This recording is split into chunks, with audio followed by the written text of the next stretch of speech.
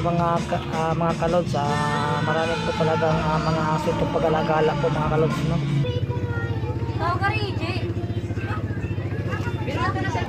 Po yung dalawa po mga kalods, no?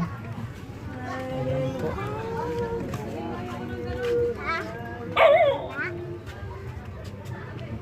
Yung ito pa po yung isa po mga kalods, no?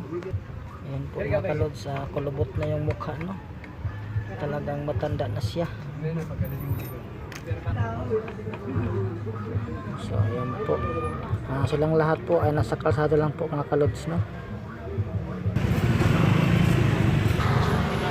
So ayan po mga kalods, ang isa pa, oh. Ayan po din ay wala po din ang may-ari, no? At nagpapapadidi din po pala ito ng kanyang mga anak.